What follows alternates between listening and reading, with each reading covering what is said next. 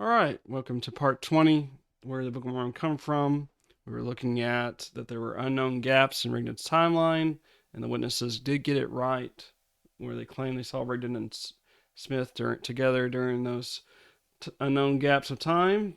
And I think that is really what makes the Spalding Rigdon theory much stronger. And I appreciate the historical sources of what we see here. Now, um, now we want to talk about we're going to put all, we looked at the external evidence. Now what I'd like for us to do is look at the internal evidence of the Book of Mormon and how we can see fingerprints of Solomon Spaulding, see the fingerprints of Sidney Rigdon, as we will see. So as we have already talked about, we believe that Solomon Spaulding, he wrote a second manuscript called Manuscript Found, in which Sidney Rigdon was the thief and plagiarist of it. And we see that there is some evidence that Sidney Rigdon had foreknowledge of the coming of the Book of Mormon, and that Smith and Rigdon had met each other prior to Rigdon's conversion in November of 1830, most likely by Oliver Cowdery. And I put together all the witnesses here that you can once again go back through and read their testimonies. I would urge you to do so. Now, this is from the second edition.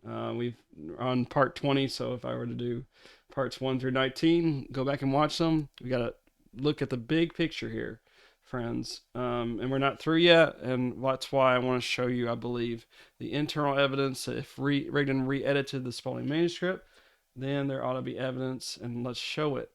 This will be a cumulative case, and the more pieces of evidence there is, the stronger the case will be. And we have to understand the historical context in which the Book of Mormon was created. So first of all, is there any fingerprints of Solomon Spaulding in the Book of Mormon? And since we do have his extant manuscript story, can we use that as a kind of a foundational base text to see if we can find any parallels between the two manuscripts? And I'm not the first one to come along and do this research. I stand on the shoulder of giants. One of the main reasons that Latter-day Saints believe the Book of Mormon originated from God is because they'll claim it's a very complex book. And I just recently saw a video about this that was about 5 minutes long. They'll state the following: that Joseph Smith had a very rudimentary education. The small window of time of the translation process of the Book of Mormon, which happened from around January of 1828 to June of 1829, is very short. And this small window of time would include sometimes no translation for several months due to that lost 116 pages incident in June of 1828. Now, I think I read this before, but it's worth saying it again. Grant Hardy writes this about the Book of Mormon. It presents a complicated narrative. Not only are there more than 1,000 years of history involved, summing 200 named individuals in nearly 100 distinct places, but the narrative itself is presented as the work of three primary editor historians, Nephi, Mormon, and Moroni. These figures, in turn, claim to have based their accounts on dozens of pre-existing records. The result is a complex mix that incorporates multiple genres, ranging from straightforward narration to inserted sermons and letters, and to scriptural commentary and poetry. It requires considerable patience to work out all the details of chronology, geography, genealogy, source records, but the Book of Mormon is remarkably consistent on all this. This chronology is handled virtually without glitches, despite several flashbacks and temporarily overlapping narratives. And notice this.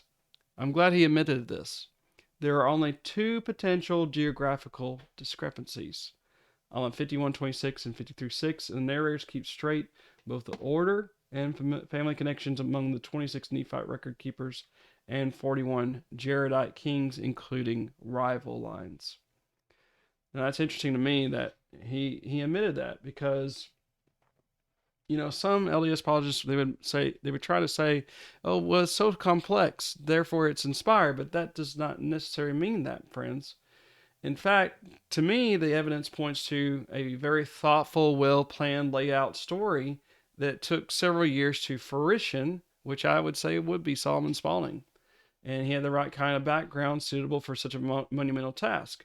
And I know somebody's going to say, well, look at his first manuscript and how poorly it was written. Okay, that's granted. I understand that. But if you're trying to write something to make money from it, you're going to spend a lot more time in doing a better job. I would believe, and we have, I think, witnesses that kind of back that up. And interesting enough that Hardy admits there's two geographical discrepancies, and because an inspired book from God would not contain such errors. Okay, so the first thing that I would point out to about the internal evidence is that, first of all, is the cultural context in which the Book of Mormon was written, and that there were early Americans that believed this theory during this time and before that even. And so you have William Penn, James Adair, Ezra Stiles, Elias Boudinot, which we've already talked about. We have Spalding themes, and there's several storyline parallels between the Book of Mormon and manuscript story. So here's what it says. The manuscript we are to examine is not the one from which the Book of Mormon was taken, nor the one of which the witnesses have testified, but is the first crude outline of the story written by Spalding, and was probably never exhibited to anyone by him. The wonder is that this first crude blockout of the romance contains so many points of detailed identity with the final copy, and the fact that so many points of identity have been retained through all the revisions by the same author, then through a final revision by different authors, Smith and Rigdon, doubtless laboring to conceal as much as possible. All this is additional evidence that a later copy did furnish the basis for the Book of Mormon. The witnesses who testified to Holbert in 1833 really, that this manuscript was Spalding's writing, also testified that it was not the copy which they had heard him read. They further stated that Spalding had told them of his original plot of the story, but that he changed it by going further back with his dates and writing in the old scripture style, which they heard him read. This he did that his story might appear more ancient, he said. After reading the manuscript, Holbert himself affirmed that it was not the one he wanted and was greatly disappointed in not being able to get the other. According to Pastor's own statement, this is not the manuscript which was submitted to him for publication. It's incomplete, full of alterations, interlineations, which a man with Spalding's learning would not submit to a publisher, and never was submitted to any publisher until a few years ago by the Mormons in the hope of refuting the Spalding origin of the Book of Mormon. Nobody that I know of has ever claimed that the Book of Mormon was founded on this copy of Spalding's romance, but the claim that it refutes the Spalding origin of the Book of Mormon displays either a criminal amount of ignorance, or on the part of those who make it, or what is worse, an attempt to play on the ignorance of others. However others may view it, I am free to say that the accidental finding of this old skeleton manuscript in 1884 afforded the best opportunity that the truth has ever had to leap from its prison. But owing to the characteristic indifference of this materialistic age among those who ought to lend a hand, 17 years have passed and very little use has been made of this opportunity. On the other hand, the Mormons hastened to the scene and have endeavored to bar the loosening doors, pull down the curtains, and raise the cry that there is nothing in it of conceivable value except that it utterly dispels and demolishes a long existing error and compels those who will not acknowledge the divinity of the Book of Mormon to seek in other directions plausible excuses for rejecting its truths. Both branches of Mormonism in publishing the manuscript have had the audacity to label it the manuscript found, though with what authority no one can tell. No such title is discoverable anywhere on it or in it. It is marked Manuscript Story, Conduit Creek, in accordance with Spalding's first idea of the romance, and yet these heralds of truth have concealed that title and substituted the one that scores of witnesses have seen on the later complete story. They publish it under oath that it should be an exact copy, and yet the very first line is a lie.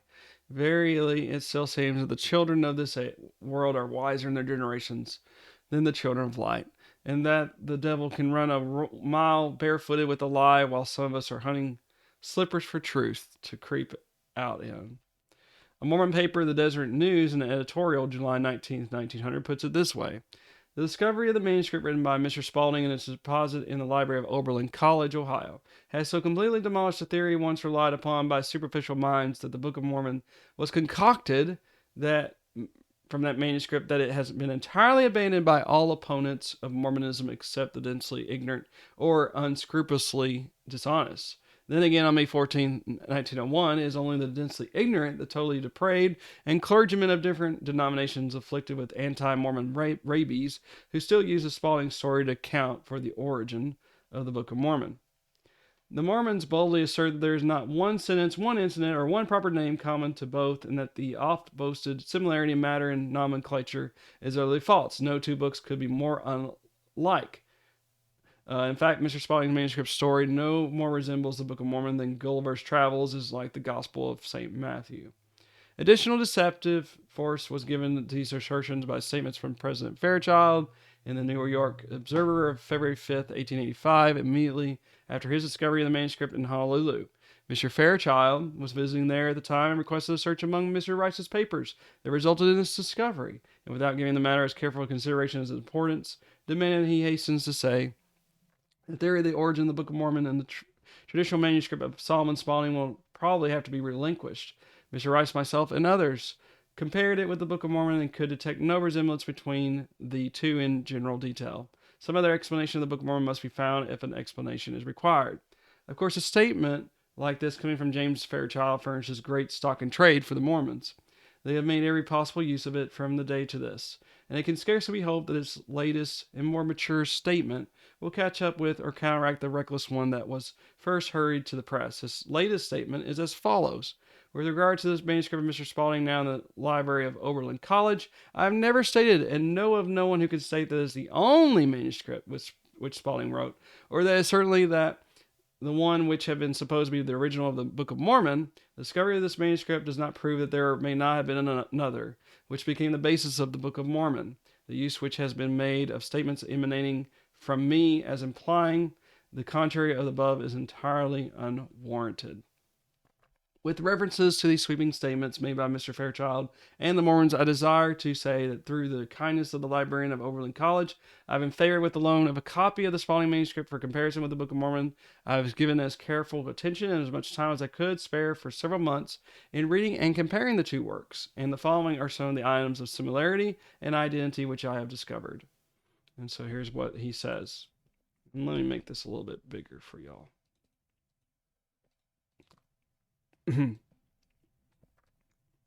Number one, the general plot of the stories is the same. Both pretend to be translators of records found buried in the earth. Both records pretend to be abridgments of older and more elaborate records. Both records trace the ancestry of the American Indians from the Old World and give tragic accounts of their providential passage over the sea to the American continent. Both stories pretend to give a history of the settlements, the rise and fall of nations, the terrible wars, bloodshed, death, and carnage that followed. Both stories are interspersed with occasional outbreakings of appeal and exhortations on questions of morality and religion. Both stories cater to the use of the little transparent stone through which sights can be seen, hidden treasures discovered, and ancient writings translated. Both stories contain the same amount of one army contending in battle with which painted their foreheads red in color, red in order to distinguish themselves from their enemies in time of confusing excitement. Both stories contain an account of a most disastrous war caused by the people of one nation stealing the daughters of another nation. Both stories contain accounts of the discovery of other nation who had preceded them to America, that some of them were in a savage state, but were soon educated and restored to civilization. Both stories contain a marvelous account of wonders wrought by one army while the other was lying asleep in camp after a night of revelry. Both stories portray similar characters of prominent leaders and teachers who were believed to have held converse with celestial beings whose teachings were said to be divinely revealed or inspired. Both stories contain an account of a battle in which, by stratagem, one army was divided up into 4 parts, east, west, north, and south, and gained a glorious victory. Both stories are characterized by the same tale of a sacred roll believed to have been of divine origin, which formed the basis of religious belief and teaching. Both stories contain individual plots of stratagem, whose are identical in motive, methods, and results. Both stories give it an outline for plans of government, also the invention and coinage of money in its various denominations and uses. Both stories attribute time and peace and prosperity and fidelity in religious matters, and the retrograde in these respects to a neglect of religion. Both stories are portraying the extermination of the 2 great factions, describe the gathering of armies and slaughter which were a physical impossibility to people without modern methods for the transportation of troops and army supplies. The literary style of the plates described by the Smith Rigdon Company is identical with the literary style of the people discovered and described in the Spalding romance. The identity here is perfect in every respect.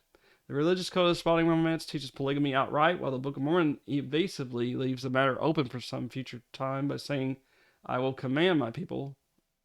And the reference points us to the revelation on marriage given in 1843 Doctrine and Covenants 132, which provides that a man shall have as many wives as he wants. Um, I kind of, I mean, I'm not disagreeing that there was a revelation given in 132, but uh, I think he may have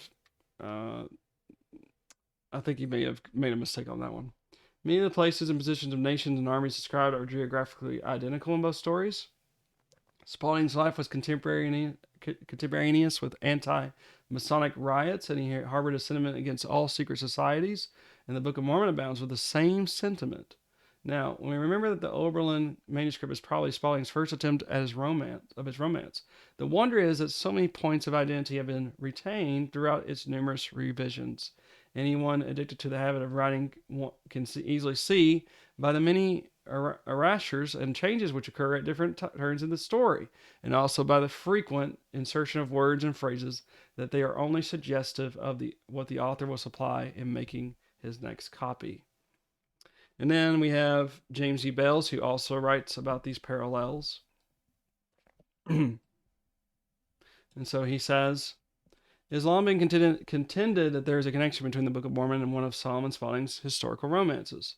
The Mormons, of course, deny such a connection. They also maintain that the manuscript found in Honolulu, which was written by Spalding, proves that his work did not constitute the foundation of the Book of Mormon.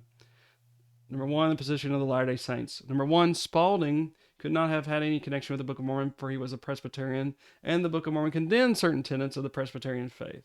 Solomon Spalding, be it known, was a Presbyterian minister, but this fact has been carefully concealed by those who have advocated the theory that Mr. Spalding was the author of the Book of Mormon. Had they let this fact be known, undoubtedly they would have aroused suspicion and greatly weakened their argument. For this reason, Presbyterian ministers do not write books condemning in strong terms certain tenets of their church. There is in the Book of Mormon much that is at variance with doctrines taught by the Presbyterian Church. Indeed, there is very little in the Book of Mormon that is compatible with Presbyterianism. Let me make this a little bit bigger here.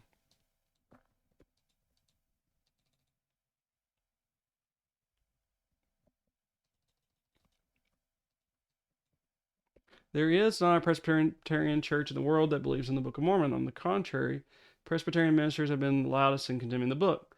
Presbyterian minister could not write the Book of Mormon if he would not write it if he could. To my knowledge, no one has attempted to hide the fact that Spalding was once a Presbyterian minister. However, he did not remain one, for he became an infidel.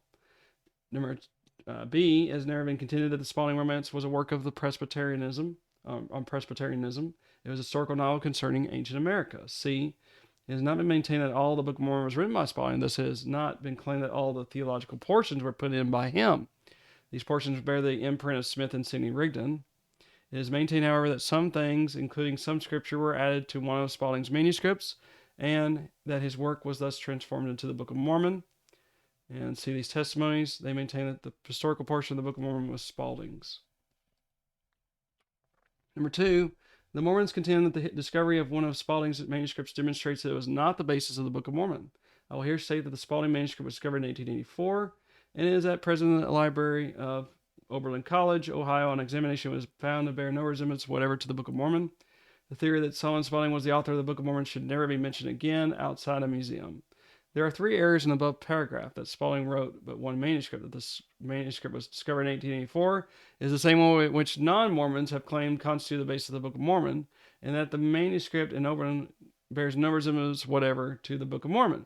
Spalding wrote more than one manuscript. This was maintained by D.P. Holbert and Clark Brayman, for the Honolulu manuscript was found. Spalding's daughter also testified that her father had written other romances.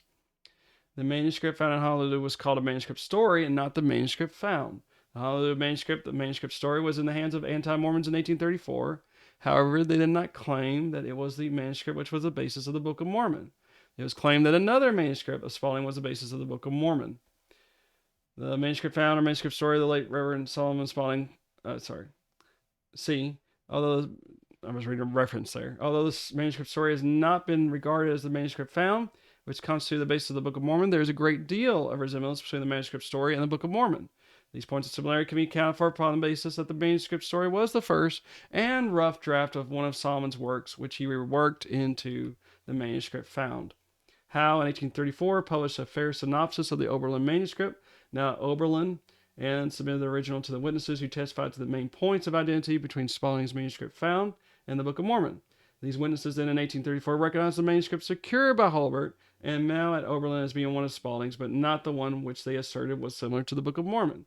They further said that Spalding had told them that he had altered his original plans of writing by going back farther back with his dates and writing the old scripture style in order that his story might appear more ancient.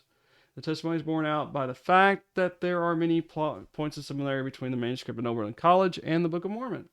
The observant reader will discover the following similarities. Anyone who so desires may check on us by comparing the two themselves. And so here are those references.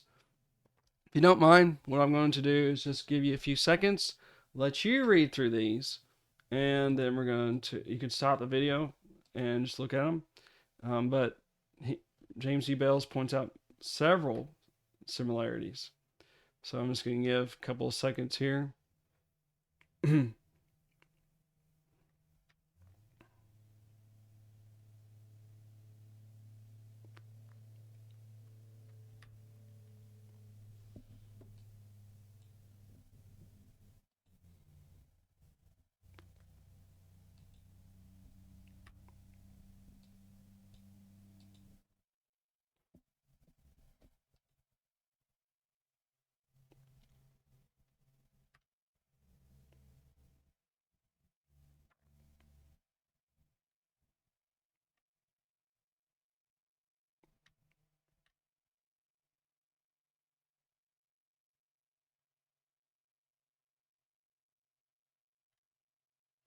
So then Bell says there are too many points of similarity for them to be without significance. Thus, the internal evidence combined with the testimony of witnesses as presented in Howe's book and reproduced in Shook shows that Spalding revised the manuscript story. The revision was known as the manuscript found, became the basis of the Book of Mormon and at least its historical parts, and its religious references furnished in part the germs of the religious portions of the Book of Mormon. There are too many points of similarity for them to be without significance. Thus, the internal evidence combined with the testimony of witnesses, as referred to by Schroeder, produced evidence to the effect that Spalding revised and revamped the manuscript story, and that the revision known as the manuscript found, and that this manuscript became the basis of the Book of Mormon, at least its historical parts, and that its religious references furnished the germs from which a part, at least the religious portion of the Book of Mormon, had its beginning. And then what's really interesting is that Vernal Hawley, he also wrote about the parallels. And I think it's kind of interesting what he has to say.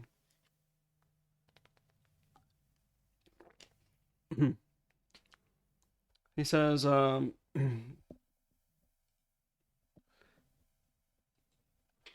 the Spalding and the Book of Mormon stories attempt to answer questions as to the origin of today's American Indians and of the mound builder cultures that precede them. This question of Indian origins was the subject of numerous writers prior to the publication of the Book of Mormon.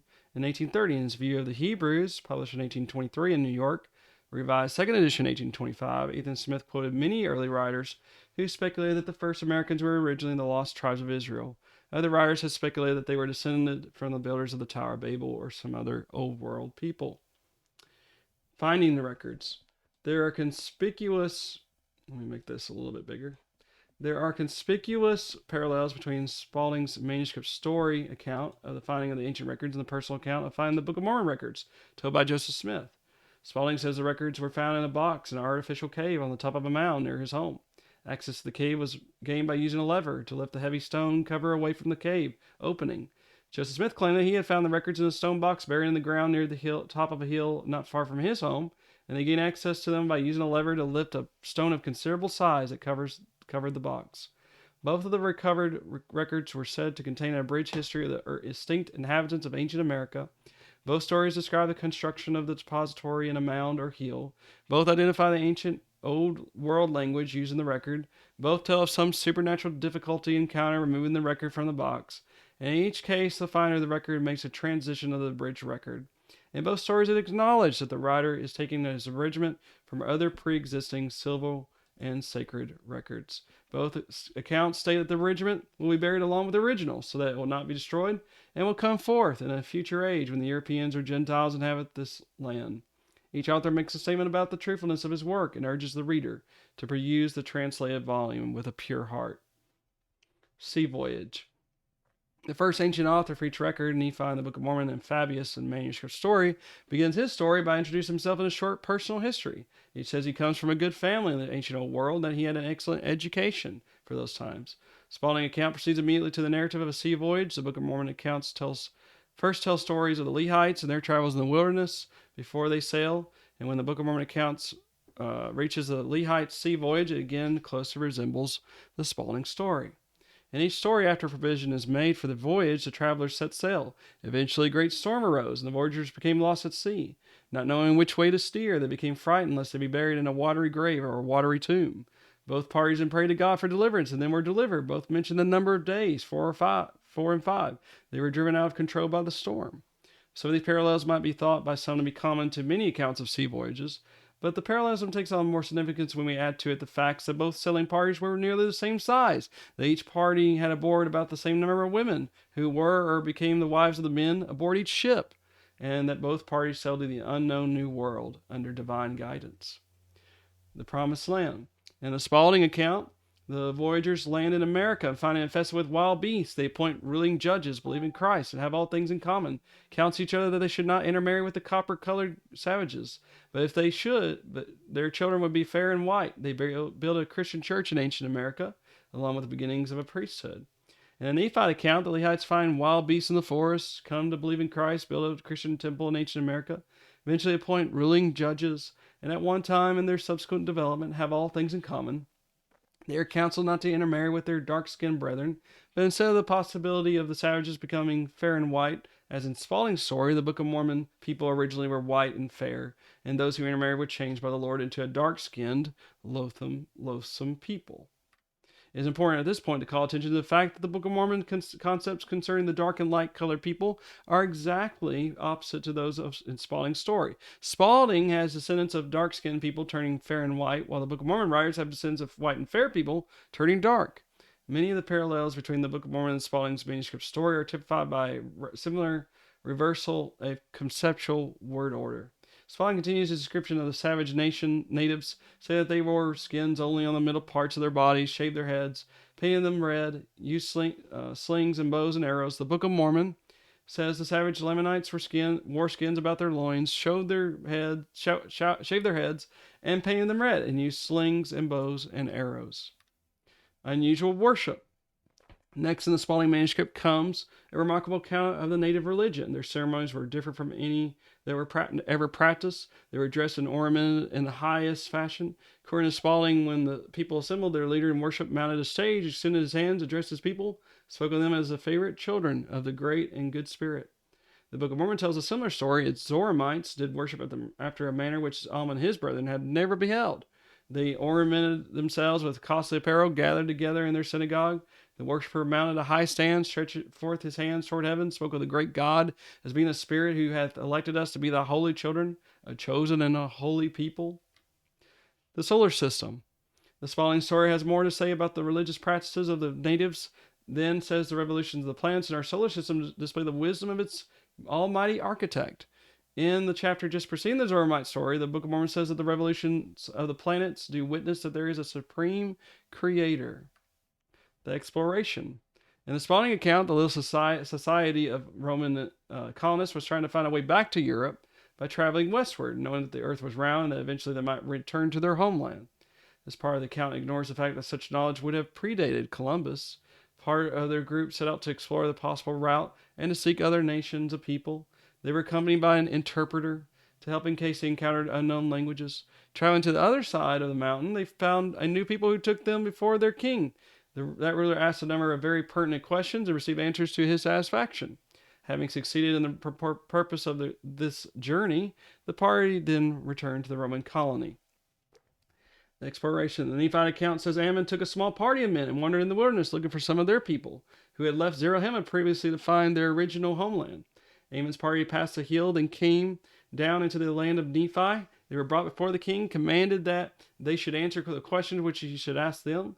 Ammon then answered the questions the king asked. The king later asked if Ammon could interpret unknown languages. Ammon and his party eventually returned to the land of Zarahemla and covenanted with the king and his subjects. In this parallel, we find some small differences and reversals in the two accounts. The mountain in Spalding's story becomes a hill in the Book of Mormon. Instead of finding the king friendly, the Book of Mormon travelers find a hostile king who later becomes friendly. Instead of taking an interpreter to the king, Ammon takes the king back with him to the interpreter. When Spalding's Roman colonists migrated inland, they encountered a people known as the Ohans, who lived on the banks of the Ohio River in a great city called Awahahan. And when the Book of Mormon Nephites first migrated inland, they came upon a civilization called themselves the people of Zarahemla, who lived on the banks of a river in the great city of Zarahemla. Cultural technology. In manuscript stories, Spalding describes the culture of the Ohan people. He tells of their dress, the crops they raise, including American corn and oak world wheat, and of their having domesticated mammoths and horses. He also tells of a building, a forge, of working of iron and lead, the making of steel tools, and of keeping civil and sacred records. The Book of Mormon tells of the crops the people raised, including American corn and oak world wheat, and of their having domesticated elephants and horses. In the early part of the book, Nephi says they made a bellows, refined all manner of ore, made steel tools, and that their records were both civil and sacred. The Spalding account tells of the learning of the Ohan, saying that these Americans had characters representing words as do the people of Egypt or Chaldea. It goes on to say they generally wrote on parchment, and beginning at the right, wrote from the top to the bottom, placing each character directly under the preceding one. The abridger of the Nephite record says, "We have written this record according to our knowledge, and the characters which are called among us Reformed Egyptian." Professor Charles Anthony of Columbia University described the Book of Mormon characters given to him by Martin Harris for translation as being arranged in columns like the Chinese mode of writing. In both stories, the people were governed by kings who passed their kingdoms on to their sons. They both say that in the times between wars, trades, or commerce took place between nations. Both accounts mention a system of taxation, large domesticated animals that are unknown today. In the Spalding story, their houses were built of wood and were sufficiently spacious and with no ornamental trumpery. And their palaces were built with splendor and beauty. The Book of Mormon's King Noah built many elegant and spacious buildings and ornamented them with fine work of wood, and he also built him a spacious palace. In both Spalding's manuscript story and the Book of Mormon, the story elements are the same in all the above references, different stories but made up of the same story elements, pointing to the possibility of both works having been written by the same author, or of the ideas of one author being used by another. Theology. Chapter 12 of Spalding's story tells you of the Ohans' religion. The similarities between the theological concepts described in this chapter and those given in the address by the Book of Mormon's King Benjamin are conspicuous. Both accounts present numerous religious teachings to the people that are nearly identical in meaning and are listed in each account to the people that are nearly identical in meaning that are listed in each account in exactly the same order. In Spalding's story, the writing of the record says that he's taken the tenets of their theology from their scriptural sacred roll. King Benjamin takes his theology from the scriptural plates of brass. The sacred roll denounces immorality, saying the seduction of thy neighbor's wife would be a great crime. It says that polygamy is permissible with the permission of the king. In the Book of Mormon, Jacob denounces immorality the same way. He says, "But the word of God burdens me because of your grosser crimes." And he goes on to say that polygamy is permissible if the Lord commands it. Spalding's people formed assemblies to hear a learned holy man. Then the sacrifice for sin was commanded. The Book of Mormon people assembled to hear their great religious teacher, and they took the firstlings of their flocks that they might offer sacrifice. Spalding's exhortation ends with, "Be attentive, O man, pay respect to all the commandments." King Benjamin's address ends with the warnings, "Observe the commandments of God, and now, O man, remember and perish not." All of Spalding's chapter on religion was written in chiastic style. He presents one set of ideas and gives the same ideas again in reverse order. This style of writing is also found throughout the Book of Mormon. More will be said about the writing style later in the study. The theological similarities noted above are presented in the same place in the story outlines in both works, suggesting that the Book of Mormon writer followed the Spalding outline. A divine reformer. At this point, the Spalding story tells of a great religious leader called Lobaska, whose birthplace was unknown and who caused the two warring kingdoms to unite under one government. There were many traditions concerning this person, which had the complexion of the miraculous. When he ascended into the air, wisdom and knowledge was communicated to him. He had a wonderful faculty to intermix some wise sayings. Multitudes frequently assembled and opportune him to give them instruction. They generally believed that he held a conversation with celestial beings and always acted under the influence of divine inspiration. the people received as sacred and divine truth every word which he taught them. They forsook their old religion, which was a confused melody of idolatry, and followed his teachings, which were taken from the sacred roll. This account of the great Lobosca in Spalding's story has a striking resemblance to the Book of Mormon's story of Christ visiting America. Christ's teachings united two nations, the Nephites and the Lamanites, who had been warring for many years. He taught the multitudes from the sacred words of Isaiah, which were originally recorded on a great roll. They forsook their current religion, the law of Moses, to follow his teachings. In an earlier part of the Book of Mormon record, Nehemiah did seek diligently to restore the Lamanites unto the true faith in God, but our labors were vain. They were full of idolatry. After the visit of their divine teacher, the people of Spalding's two empires, Sciota and Kentuck, who were related to each other and called each other brothers and cousins, enjoyed a period of peace that lasted for a term of nearly 500 years. During this time, their villages and cities were greatly enlarged. New settlements were formed in every part of the country. A great number of towns were built, and their population increased rapidly. They credited their prosperity increased to their religion, which presented powerful motives to restrain vice and impiety and encourage virtue. The period of peace enjoyed by the Book of Mormon. Let me make that a little bit bigger for y'all.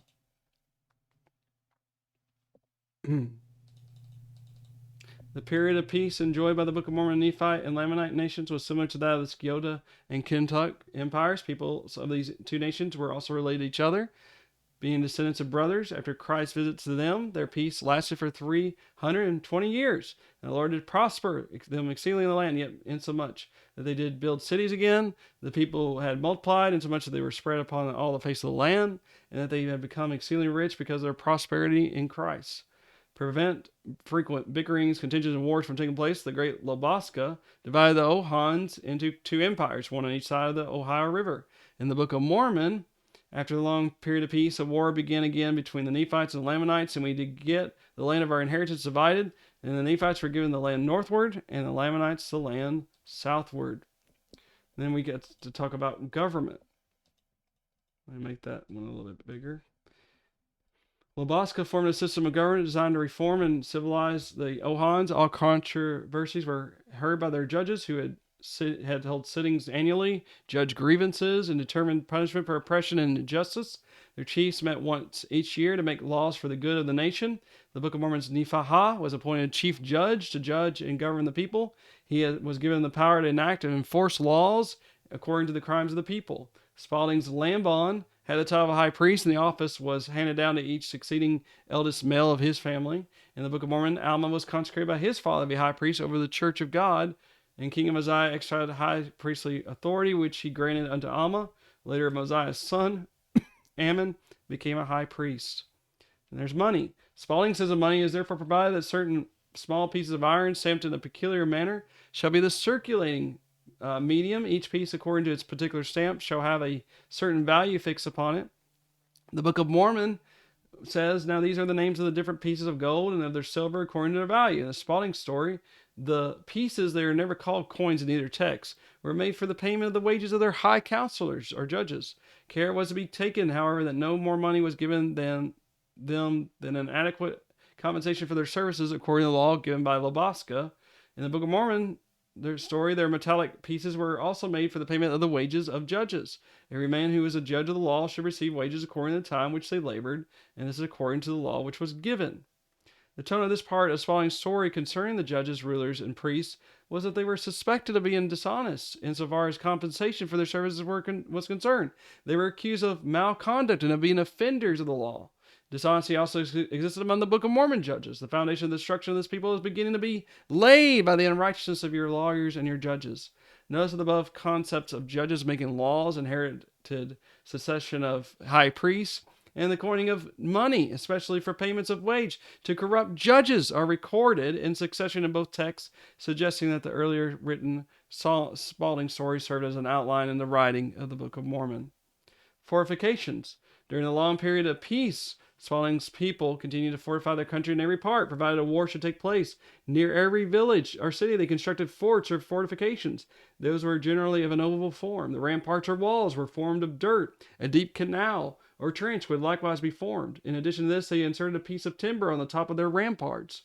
These pieces were about 7 feet in length from the ground to the top, which was sharpened. The distance between each piece was about 6 inches, through which they could shoot their arrows against an enemy. A country thus fortified might be well supposed as able to defend themselves against an invading enemy.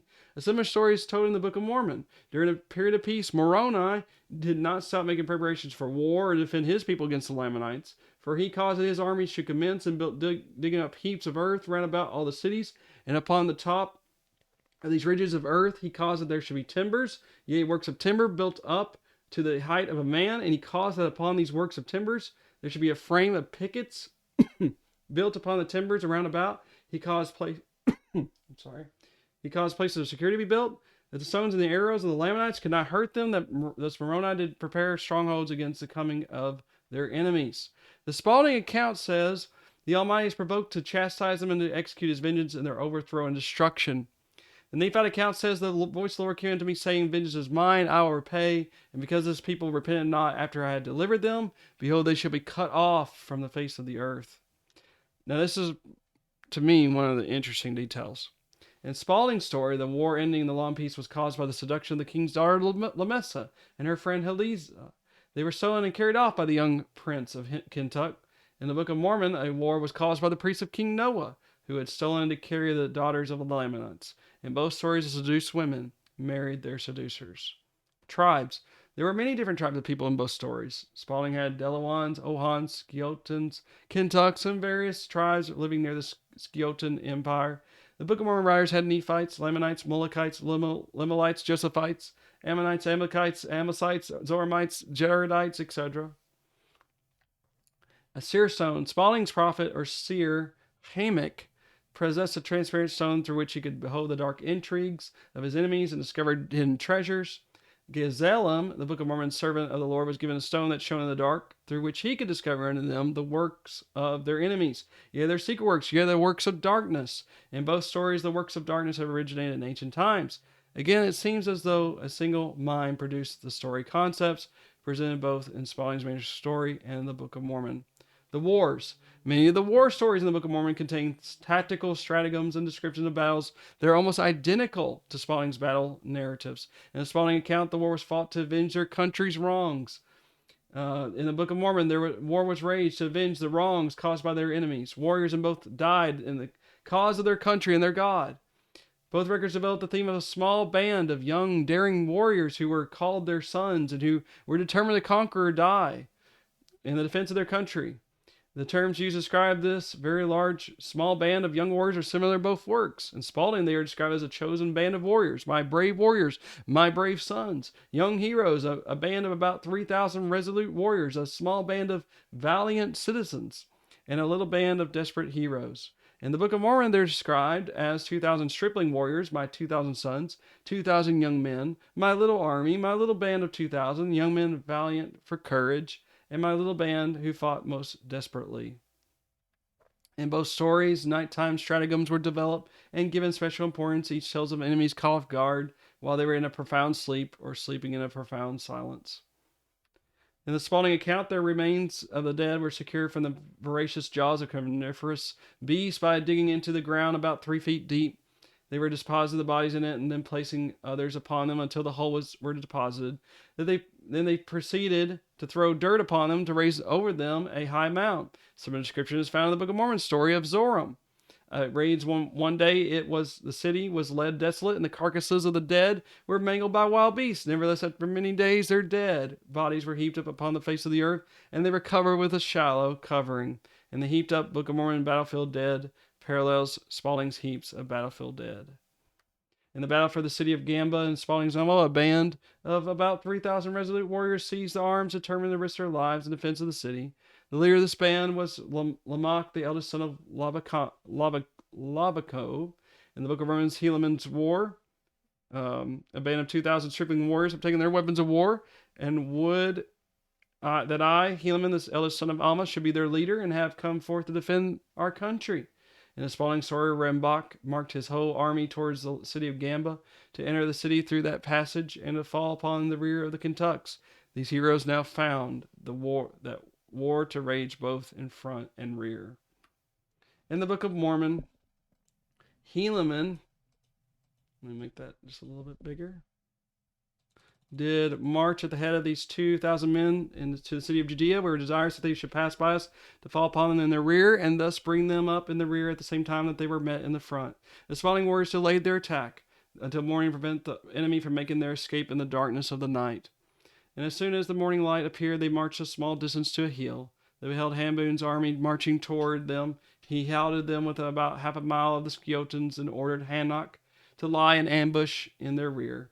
In the Book of Mormon, Helan's army marched at night, but when the light of the morning came, they saw the Lamanites upon us, and we did flee before them. They did not pursue us far before they halted, that they might catch us in their snare. The battle at Hill Riplah. The description of the battle at the Hill Riplah between the Nephites and the Lamanites in the Book of Mormon is very similar to that of a battle between the Sciotans and the Kentucks in manuscript story. By using a little stratagem, Spalding's Sciotans marched down the river to a certain place where the army of the enemy must pass, and at this place, the hill, they came within less than a mile of the river. The Sciotans divided their forces and ambushed the enemy as they crossed the canal. Having compassion for the trapped enemy, Labaska conjured the Sciotans not to shed one drop of blood. The Book of Mormon's Moroni made the same defense by stratagem. After discovering which course the enemy would take, he divided his army, concealed them by a hill, then ambushed the Lamanites as they were crossing the river, and after subduing the Lamanites, Moroni said, "We do not desire to be men of blood. We do not desire to slay you." In both stories, the losing army is more than double the number of the winning army. But the warriors are so struck with terror by the ambush that they throw down their weapons, arms, and surrender. Then in both stories, the losing commander has a personal conversation with the opposing commander, asking him to spare their lives, after which a treaty of peace is made and the losing warriors return to their own country. Warriors among the opposing nations in both stories were related, being offspring of the same family, and called each other brother. The letters. In the Spalding story, a number of letters were exchanged between Hamboon, the emperor of Kentuck, and Rambach, the emperor of Sciota, about a crime committed by the prince of Kentuck. The offense of the prince outraged the authority of their government and the rights of their empire. In the Book of Mormon, a number of epistles were exchanged between Ammoron, the Lamanite king, and Moroni, the Nephite prophet and commander. Their correspondence concerned their rights to the government. The set of letters in both texts are located in about the same relative place in each story outline. In the Spalding text, a Scotian commander fabricated stories that were calculated to arouse prejudice and resentment among his people to incite them to make war with the Kentucks. The Lamanite king Ammoron used the same fraud to arouse his people to make war with the Nephites, and Ammoron told his people that their fathers had been robbed of their right to the government. In both stories, God was said to have been on the side of their defenders, and their correspondence, both commanders became angry and threatened to make war. The wars that followed in both stories were fought to avenge the wrongs committed by the opposing nation. Both were determined to conquer or die in the cause of their country and their God. In the last great battle, in the Spalding's penultimate, the great battle of Gehenna, near 300,000 warriors fought in the battle. Many valiant chiefs who commanded under their respective kings were overthrown. The losing army retreated until the warriors came to a hill and camped where they had advantage of the ground. In the Book of Mormon's the great and tremendous battle at Cumorah, more than 230,000 warriors were killed along with their chiefs. Their armies had retreated from city to city until they finally pitched their tents at the hill Cumorah, where they hoped to gain advantage over the Lamanites. In the manuscript story account, the king of the Scotians sent a letter to the king of the Kentucks, informing him that war had been declared and the Scotians were about to exterminate all the inhabitants of the empire of Kentuck. The Scotians began to gather in all their armies from their respective kingdoms for the battle. In the Book of Mormon, the king of the Lamanites sent an epistle to Mormon, the Nephite leader, informing him that they were preparing to come to battle against him. Mormon then gathered his armies together to prepare for battle. The armies of the Scotians who gathered for the great battle were led by their respective chiefs. Havilah came with 15,000 warriors, Ulapun with 18,000, Numapun with 16,000, Ramok with 10,000. All the Scotian armies were under the command of Rambach, the commander-in-chief, whose son Moonrod was also a commander. The armies of the Book of Mormon Nephites who gathered for the great battle were led by their respective chiefs, Gigadona, Lama, Gilgah, Limha, Jonim, Kamaniha, Moraniha, Antanoam, Shibalam, Shem, and Josh. Each chief came with 10,000 men. All these armies were under the command of Mormon, whose son Moroni also commanded 10,000 men. Unfortunately, pages 133 and 134 of the original Spalding manuscript are missing, but pages 135 begins with Havilah, king of Chicago, was the next proud chief who appeared. The statement suggested the missing pages contains the names of the other Scotian chiefs who also led armies. Page 86 of the Millennium Star printing gives the total number of warriors in the Scotian armies as being 150,000. As many as 13 Scotian chiefs with 11,500 men each may have participated in this battle of extermination. These numbers approximate the number of armies and warriors described in the Book of Mormon account. In both stories, some escaped the great slaughter, but many were hunted down and destroyed. Ulapun, the cowardly Scotian commander, deserted the Scotian armies on the eve of great battle, but later relented, briefly took command, and was mortally wounded. After making a sorrowful dying statement about the war, he spoke and deeply groaned, breathing no more. Mormon, the Nephite commander, also deserted his army on the eve of the great battle. He either refused to go up against his enemies, but later he did repent of the oath which he had made and again took command of his armies. Mormon also fell mortally wounded and made a sorrowful dying statement about the war. At the height of the battle, Hamboon, the commander of the losing army of Kentuck, dispatched a messenger to Rambock, who agreed to an armistice for the term of 2 days. Mormon, the commander of the Nephite army, who was also losing the battle, wrote an epistle to the king of the Lamanites, asking him for time to gather his people at Cumorah for battle. The writer of the manuscript story accounts describes the dead warriors as human bodies, widely strewn on the field of battle, mingled with the swords, spears, and arrows, and besmeared with blood. The writer of the Nephite account says they did fall upon my people with the sword and with the bow and with the arrow, and their flesh and bones and blood lay upon the face of the earth. Both accounts report that those slaughtered were of any age and either sex. Both accounts say that the conquering army entered the villages and burned the houses. Both say that those who escaped were hunted down and destroyed. After the great battle, Spalding's storyteller, who was quoting an eyewitness destruction, says it is impossible to describe the horror of the bloody scene, the blood and carnage of so many brave warriors. The Nephite writer, who was an eyewitness to destruction, says it is impossible for the tongue to describe the horrible scene of the blood and carnage of the Nephite and of the Lamanites. Spalding now tells a story of personal combat between two surviving battle commanders. Sambal rushed upon him, and with his sword he struck Halakon's head from his body. The Book of Mormon and Jaredite commanders also meet in personal combat. They fought again with the sword, and Coriantumr smote off the head of Shiz. Sambal, the Scotian commander, then challenges Elsion, another commander, to personal combat. And Sambal, eager for revenge, sprang forward, raising his sword, but Elsion sprang back, and Sambal's sword struck the ground with a prodigious force which broke in the middle. The Book of Mormon story relates a similar account of personal combat between opposing army commanders.